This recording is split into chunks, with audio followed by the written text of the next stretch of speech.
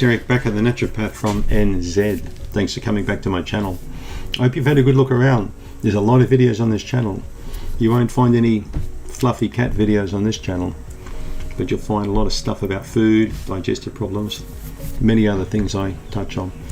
Now, a question I received recently from a subscriber was quite an interesting one. It was, I don't know whether I've got SIBO, small intestinal bowel issues, or whether I have a gallbladder problem. I'm worried, can you help me out?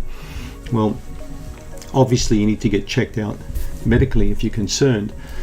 There are different tests, blood tests, that can pick up different things, but what about at home if you don't want to go to the doctor, if you want to really sort of try and understand? Well, then the question I have for you is, do you have your gallbladder? Has it been removed?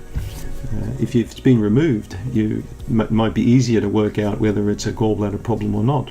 And you'll think, hang on, this guy's really lost his brain now. Now he's actually asking if could be a gallbladder problem when there's no gallbladder left. Well, the liver has to take over the job of producing bile and storing it. Excuse me, when the gallbladder's gone. So the gallbladder is a small little gland, little organ that sits there, probably central, a bit lower down, and it stores quite a lot of this stuff, green stuff called bile, that's produced by the liver. Lots of rubbish gets put into bile, spent blood cells and all sorts of junk go in there. It's a good way for the body to get rid of rubbish, but also it helps to soften the stool, make it easier to poop, for example, and it gives stool also the characteristic brown sort of color. So if the gallbladder's gone, you may have a harder time, for example, digesting fats and oils, and could even feel a bit sick when you're doing that. Many gallbladder removal patients, people who've had it taken out, also have a hard time going to the bathroom. They can't poop really well.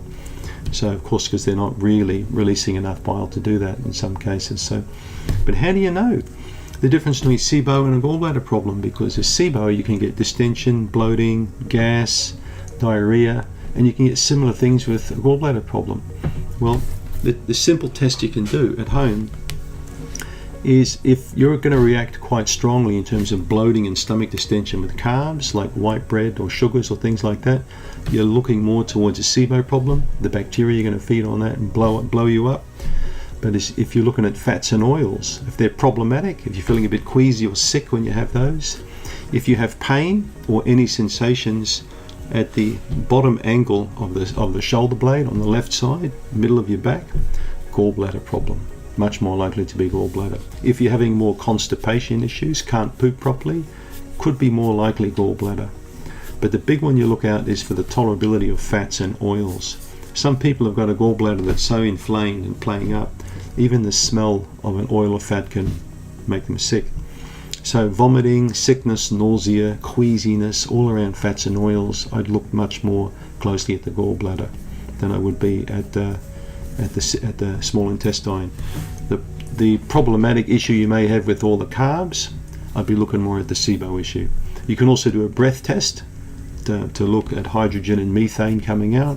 That can be a bit touch and go, that test, but that's going to give you obviously a better indication. Then you'll also find that if you've got serious constipation and you're producing a lot of hydrogen through the breath test, sorry, not hydrogen, the other gas that you can produce, methane. If the methane production is quite high, it's more likely to be a constipation caused from the SIBO. But remember, the fat's the big one. The other one that many gallbladder people can't tolerate are eggs. Eggs can make them quite sick too. But yeah, that's about what I wanted to tell you in this video. So check it out. Remember the gallbladder one, the back one, that sort of tenderness there. That's often typical, I find, with gallbladder people. Thanks for tuning in, and thanks for the question.